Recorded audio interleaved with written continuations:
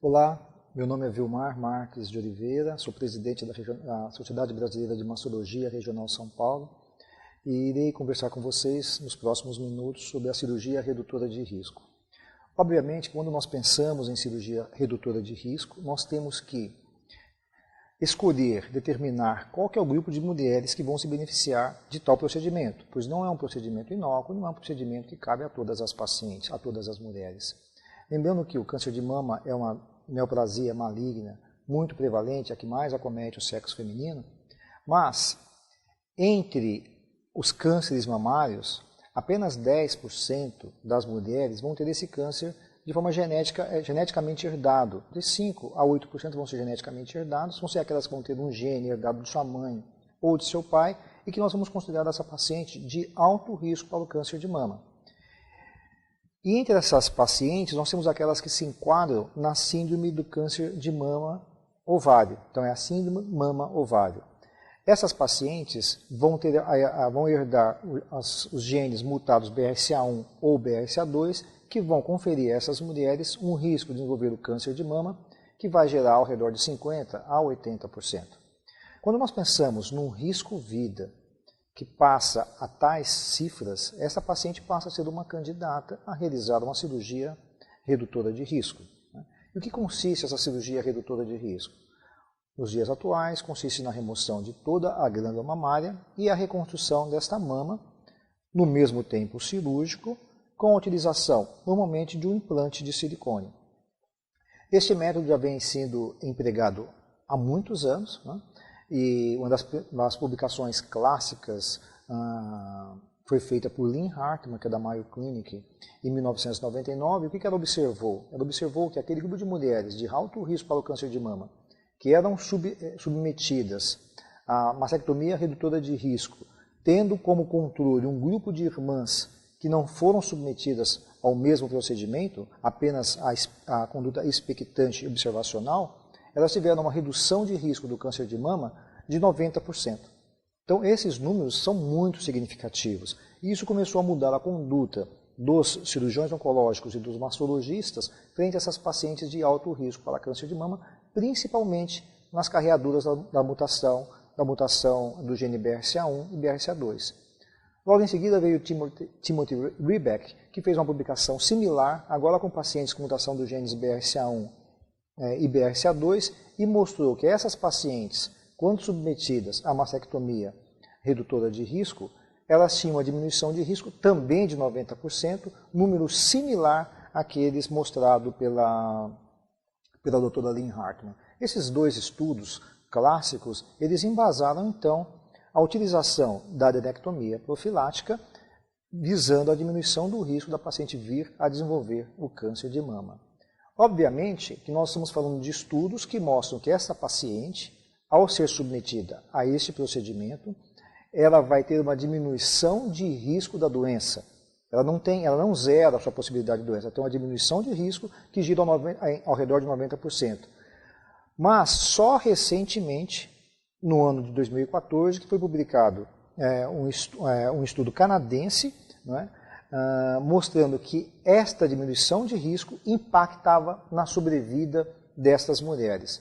Então, com isso, veio selar a importância da mastectomia profilática, né, a mastectomia redutora de risco, que ela não só diminuía a possibilidade da paciente vir a ter a doença, como que, com essa publicação da doutora Metcalfe, você teria então agora uma redução, um ganho de sobrevida dessas pacientes que eram submetidas a esse procedimento.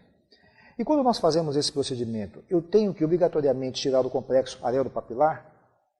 Não. No estudo publicado por Lynn Hartmann já em 99, 89% das cirurgias realizadas foram cirurgias onde ela fazia a preservação do complexo areopapilar. E mostrou, já naquela época, uma diminuição de risco de 90%. Então, o que nos interessa na cirurgia redutora de risco é simplesmente tirar o quê? O corpo glandular, e preservar todo o envelope cutâneo e complexo alveolo-papilar. É realmente uma adenectomia, com reconstrução, com implante mamário. Mas, quando nós pensamos em cirurgia redutora de risco, a gente nunca pode esquecer que essa paciente, uma mutante, uma paciente que apresenta uma mutação de NBRCA1 e NBRCA2, também carrega, também herdou, junto com esses genes, a possibilidade de desenvolver um câncer de ovário. E esse câncer de ovário, que surge nas tubas e depois vai ser implantado nos ovários, então ele tem como origem inicial as tubas, essa paciente não pode esquecer que tem que tratar a tuba e o ovário e ser submetida então a uma salpingo-oforectomia profilática. Por quê? Porque se ela trata a mama e esquece dos ovários, ela acaba morrendo de um câncer de ovário no futuro. Então essa paciente, no momento oportuno, vai ter que ser submetida a uma salpingo-oforectomia profilática, ou uma salpingo-oforectomia redutora de risco, com uma diminuição do risco que vai de 80% a 98%. Por quê? Porque você nunca consegue remover todo o tecido. Com isso, ela ainda apresenta um risco residual de vir a desenvolver a doença. E, na grande maioria dos estudos, esses estudos mostram que essa paciente submetida a uma salpingo-oforectomia profilática ou redutora de risco também determina uma diminuição do risco dela vir a desenvolver um câncer mamário em 50%, porque, obviamente, a gênese do câncer de mama passa pela síntese dos hormônios sexuais femininos. É importante salientar qual o tempo ideal de realizar esses procedimentos.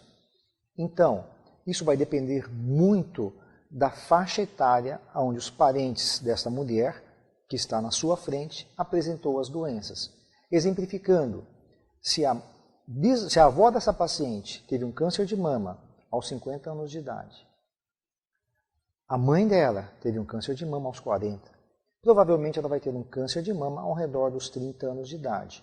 Por quê? Porque nós temos uma antecipação do comprometimento, da manifestação da doença, da penetrância do gene, né, que vai se manifestar ao redor de 8 a 10 anos a cada geração. Então, a cada geração, essa doença se manifesta ao redor de 8 a 10 anos, mais precocemente nas famílias. Assim sendo, se a mãe dela teve o câncer de mama ao redor dos 40 anos, a avó aos 50, provavelmente ela vai ter seu câncer de mama ao redor dos 30 anos. Qual seria o momento oportuno dessa mulher, então, realizar a adenectomia profilática? Ao redor dos 25 anos de idade, para que nós tenhamos uma margem de segurança.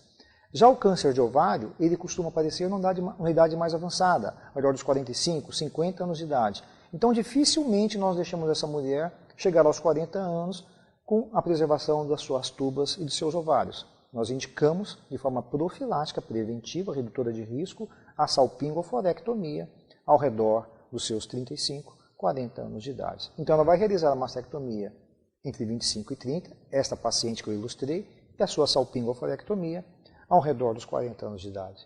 Nós orientamos, então, que essa mulher constitua a sua família, que tenha seus filhos, numa idade mais precoce, para que depois ela possa ser, então, ser submetida a esses procedimentos que vão trazer tamanho benefício para a sua vida. Exemplificando, nada mais ilustrativo do que o caso da Angelina Jolie, de ter um pedigree tão comprometido com avó, com mãe, com tia, com câncer de mama e câncer de ovário na família, realizou a mastectomia profilática e, em seguida, depois de alguns 3 anos, ela realizou a salpingo-oforectomia, agora também de forma profilática, visando o quê? Visando qualidade de vida, bem-estar, não só para ela, mas para a família. Obrigado pela atenção de vocês.